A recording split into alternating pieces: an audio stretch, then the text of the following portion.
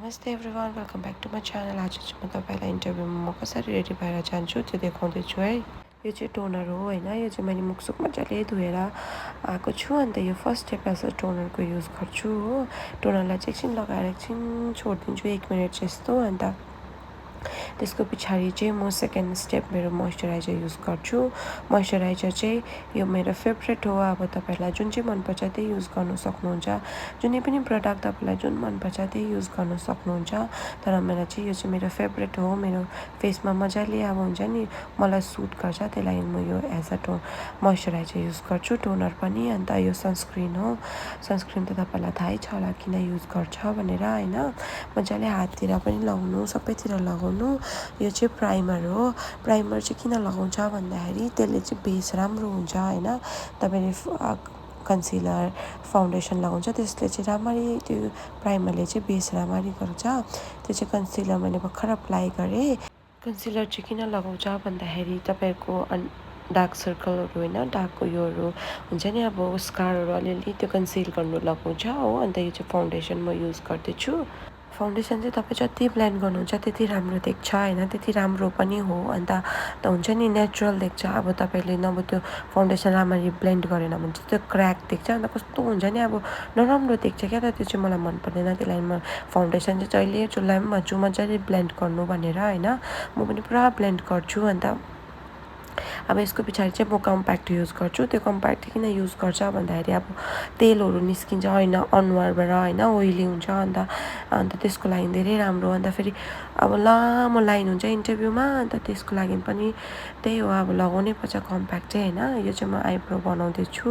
अन्त अब आइब्रो बनाइसकेपछि म आई स्याडो युज गर्छु। म सबै कुरो लाइट गर्छु किनकि अब इन्टरभ्यूमा लामो देरीसम्म बस्नुपर्छ, अन्त भिड हुन्छ होइन। अब त्यही लागि चाहिँ सबै कुरो लाइट गरेर जानु। अलिक उज्यालो पनि देख्छ, अलिक कालो कालो खालको लगायो भने त सबै बग्छ। अन्त गाजलहरू पनि यताउति हुन्छ, कस्तो नराम्रो देख्छ क्या त।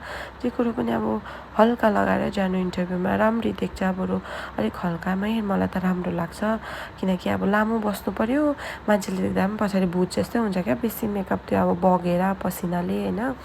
अन्त यसरी म मेकअप गर्छु। अब चाहिँ यो फेभरेट पार्ट केटीहरूको मस्कारा चाहिँ सबै केटीहरूलाई मनपर्छ किनकि मेकअप गरेर भने पनि मस्कारा मात्रै अलिअलि लगायो भने, अलिकति आइब्रो बनायो भने केटीहरूलाई राम्ररी देखिहाल्छ नि त कि। अन्त मस्कारा चाहिँ पुरा मन पराउँछ। अन्त यो मेबेलिनको मस्कारा मेरो फेभरेट हो। त्यही भएर अन्त मजाले मस्कारा लगाउनु, मजाले आँखाको आई स्याडो उयोहरू हुन्छ नि, ल्यासेसहरू लामो लामो देख्छ, राम्ररी देख्छ। मजाले मस्कारा लगाउनु, अन्त इन्टरभ्यूमा जानु सबैजना ल। अन्त अब चाहिँ म लिप लाइनर लगाउँछु।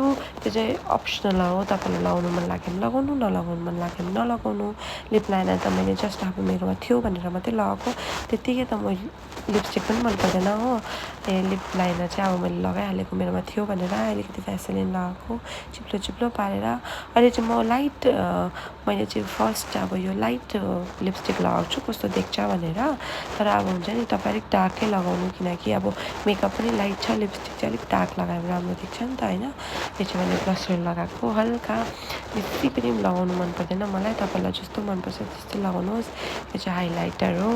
हाइलाइटर लगाइसकेर म चाहिँ अब आम अल सेट, आम रेडी। अब कपालको बारी छ होइन, मेरो कपाल चिसै छ। अन्त त्यही भएर मैले बनहरू नबनाएको। भिडियोको लागि चाहिँ यसरी नै मैले कपाल मात्रै कोरिरहेको छु, पोनी बनाएको छु।